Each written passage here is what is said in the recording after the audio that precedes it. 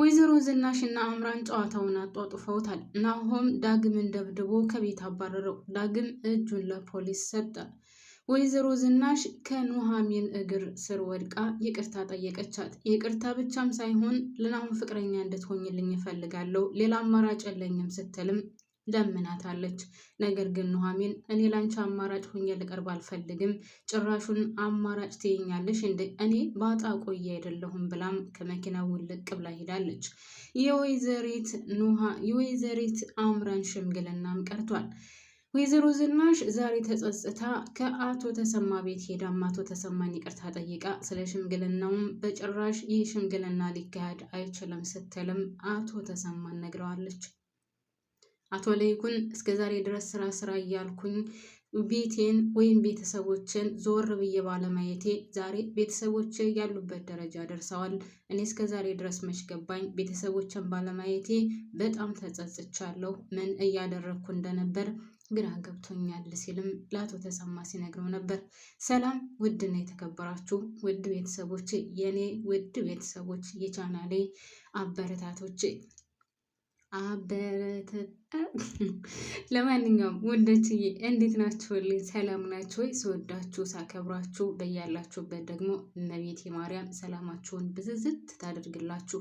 በውስጣችሁ ያቀዳችሁትን ያለማችሁትን ይሁንልኝ ብላችሁ የተመኛችሁትን እምነት ፈጣሪ ይሙላላችሁ።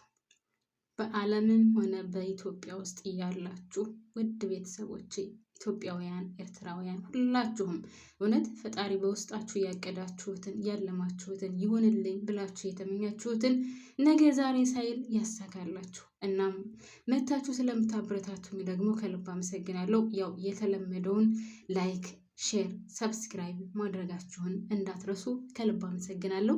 እስከ ቪዲዮ ፍጻሜ ድረስ አብራችሁኝ ቆዩ። ዛሬ ስለ ወይዘሮ ዝናሽ እግር መውደቅና ማለቴ ከኑሐሚን እግርና ከአቶ ተሰማ እግር ስር ወድቃ ይቅርታ መጠየቋን ነው የምነግራችሁ ማለት ነው። እንግዲህ እስከ ዛሬ ድረስ ስትኮፈስ የነበረችው ወይዘሮ ዝናሽ የከሌ ዘር የንጉስ ዘር ነኝ ስትል የነበረችው ወይዘሮ ዝናሽ አምራንን አንቺ ወፍ ዘራሽ፣ አንቺ ድሃ፣ አንቺ መጤ እያለች ማለት ኑሐሚን እያለች እንደዛ ስትሳደብ የነበረችው ወይዘሮ ዝናሽ ዛሬ ግን ጊዜ ጥሏት፣ መቼም ቤተሰቦች ጊዜ ይጣላችሁ። እውነት ጊዜ ያነሳል፣ ጊዜ ይጥላል። ሀብታምም የሚያደርገው ጊዜ ነው፣ ድሃም የሚያደርገው ደግሞ ጊዜ ነው። ወይዘሮ ዝናሽ እንደዛ አቶ ተሰማንና ኑሐሚን ከፍ ዝቅ አድርጋ ስትናገራቸው የነበረችው ሴትዮ ዛሬ ግን እውነት ማን ትክክለኛ እውነተኛ ሰውና ማን ደግሞ ሐሰተኛ፣ ማን ጠቃሚ ማን እንደማይጠቅም ስለተረዳች አሁን እሱ ብቻም ሳይሆን አማራጭ ብቻም ስላጣች ኑሐሚን እግር ስር ወድቃ ይቅርታ ጠይቃ ለልጄ ሚስት እንድትሆኝልኝ እፈልጋለሁ ስትል ጠይቃታለች። ያው ይህን ነገር ናሆም ይቀበል አይቀበል የሚለው ሌላ ጉዳይ ሆኖ፣ ነገር ግን እግዚአብሔር ይመስገን መቼም እናንተ ለሰው መጥፎ አትስሩ። ሁልጊዜ የለባችሁ መልካም ይሁን እንጂ ፈጣሪ ጥላታችሁን አምጥቶ ከእግራችሁ ስር ይጥልላችኋል ማለት ነው። ልክ እንደ ወይዘሮ ዝናሽ ዛሬ ወይዘሮ ዝናሽ እንኳን አይደለምና ኑሐሚንንና አባቷን ከፍ ዝቅ አድርጋ የምትናገርበት ጊዜ ሊኖራት ጭራሽ የምታስብበት ጊዜም የላትም። የራሷ ስራ ውጥር አድርጎ ይዟታል።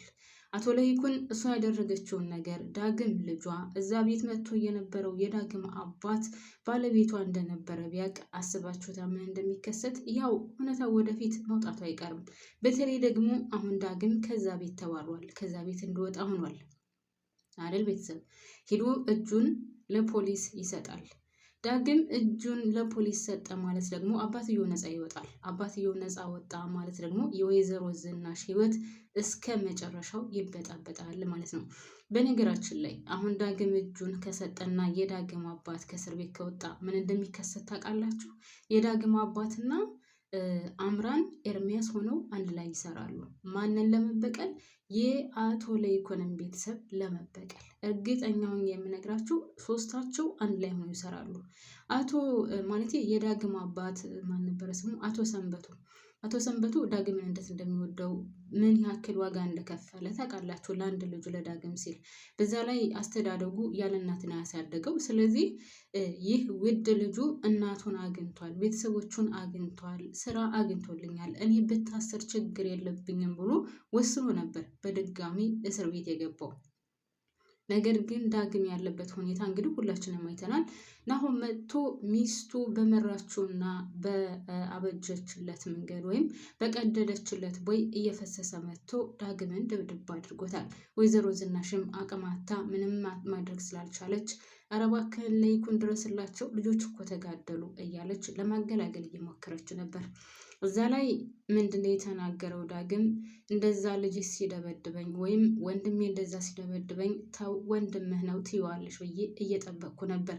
ከአንቺ ምንም አይነት ተስፋ የለኝም ካሁን በኋላ። ከአንቺ ተስፋ ካጣው ደግሞ ምን ብዬ እኖራለሁ? እጅን ለፖሊስ እሰጣለሁ ብሎ በጣም በሚያሳዝን ሁኔታ ተስፋ ቆርጦ ነው እጁን ለፖሊስ መስጠት የወሰነው እንጂ እናቱ እኔ እናትህ ነኝ ችግር የለውም በቃ የሚመጣውን ነገር አብረን እንጋፈጣለን አታስብ ብላ ተስፋ ሆኖ ቢሆን ኑሮ ማለት ራሱን አሳልፎ ለፖሊስ አይሰጥም ነበረ። አሁን በጣም ተስፋ ቆርጧል። ስለዚህ አቶ ሰንበቱ ደግሞ ዳግም በጭራሽ ተስፋ ቆርጦ እጁን ለፖሊስ ሰጥቶ ማየት የማይፈልግ እውነተኛ አባት ነው። ወደ እስር ቤት ከመሄዱ በፊት ወይም ደግሞ የሱ ተፈላጊነት በየመንገዱ ከመለጠፉ በፊት እንግዲህ ከዛ መስሪያ ቤት መጥቶ ነበር። ከዛ መስሪያ ቤት ሲመጣ አቶ ሰንበቱ ኑሐሚንና ዳግም አንድ ላይ ነበሩ። እናም እችን ቆንጅዬ የሆነች ልጅ ስላገኘህ በጣም ደስ ብሎኛል፣ ስራም ስለያዝክ በጣም ደስ ብሎኛል። ስለዚህ ከአሁን በኋላ ብታሰርም ለእኔ ምንም ማለት አይደለም። በአይኔ ልጅ የት ቦታ እንዳለና የት ቦታ እንደደረሰ ካየሁኝ የኔ መታሰር የኔ ከአሁን በኋላ በህይወት መኖር ምንም አይነት ትርጉም የለውም ነው ያለው ማለት ነው። እና በዚህ ደረጃ የሚወደው ልጁ አሁን ተስፋ ቆርጦ እጁን ለፖሊስ ሰጠ ማለት አቶ ሰንበቱ ምን ያክል በቀል እንደሚያደርግ በዛ ቤተሰብ ላይ ሁላችንም የምናውቀው ነው ማለት ነው። በዛ ላይ ሁላቸውም ናቸው ኪላ ኪላ ያሉት።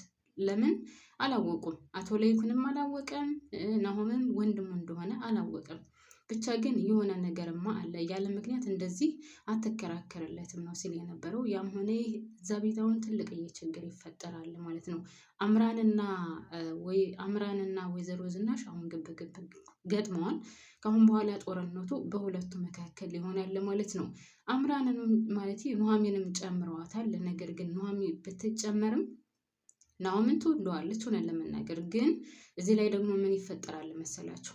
እንዶ ፈጣሪ ብሎ ዳግም ቢወጣ እንኳን ዳግም አምራ ማለት ኑሐሚንን ይወዳታል፣ ያፈቅራታል፣ በጣም ይወዳታል፣ ያፈቅራታል። በጣም ብዙ ጊዜ ይጠይቃታል አብሯት እንደሆነ፣ አብረው እንድትወጣ፣ አብረው ራት እንድትበሉ ማለት አብረው ራት እንድበሉ፣ አብረው ብቻ የሆነ ጊዜ እንዳሳልፉ ይፈልግ ነበር። ነገር ግን አምራንም ማለት ኑሐሚንም ብትሆን ጊዜ አልሰጠችውም ነበር እንጂ በጣም ነበር የሚወዳት። አሁን ደግሞ ወይዘሮ ዝናሽ ይህንን ነገር እያወቀች ዳግም እንደሚወዳት እንደሚያፈቅራት በጣም ብዙ ጊዜ ነግሯታል። ይህንን ነገር እያወቀች ደግሞ ልጇ የሚወዳትን አሳልፋ ለልጇ እንዴት እንደምትሰጥ ይሄ ራሱ ትልቅ ችግር ነው ሆነን ለመናገር ቤተሰብ። ኦኬ ኑሐሚን ዳግምን አትወደውም፣ ናሆምን ትወደዋለች። ግን ወላጅ እናት ሆና ከአንዱ ልጇ ቀምታ ወደዛኛው ልጇ እንዴት ነው የምትሰጠው? ቤተሰብ እስኪ ያስረዱ።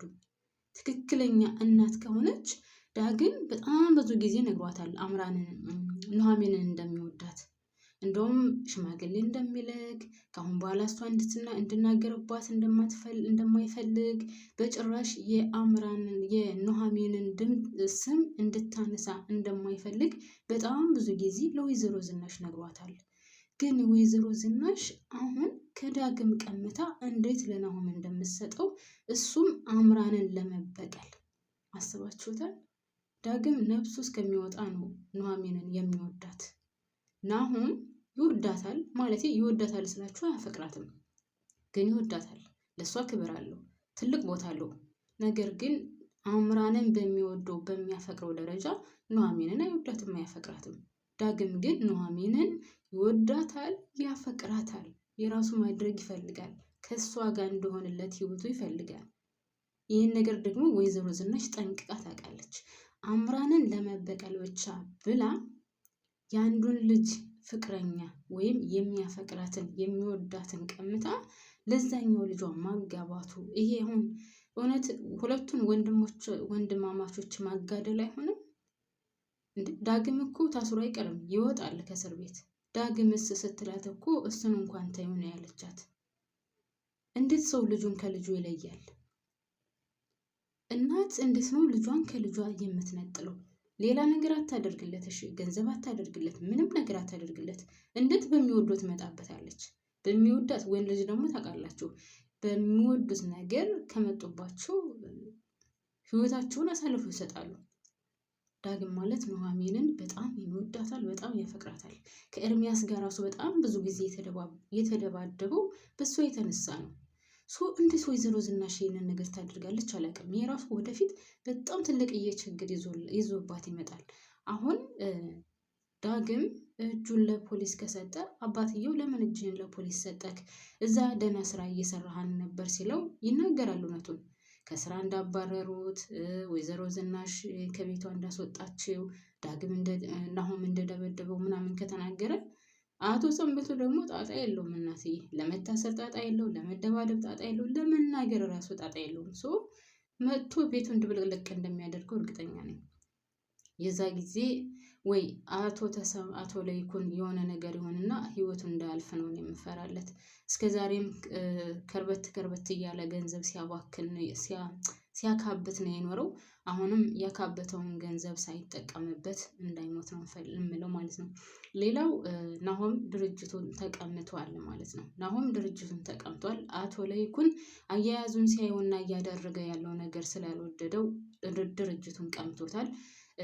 አምራን ይህንን ነገር ስትሰማ በጣም ነበር ያበደችው። እንግዲህ እኔና አንቺን የሚለየን ነገር የለም፣ ነገር ግን ከዛ ቤት ተጋብተን ከዛ ቤት አንገባም፣ ድርጅቱንም ቢሆን አባቴ ካሁን በኋላ 0.5 ሳንቲም አትወስድም፣ ከፈለክ እሷን አግብተህ መውጣት ትችላለህ፣ ከቤታችንም አትመጣም ብሎ ነግሮኛል ብሏታል ማለት ነው።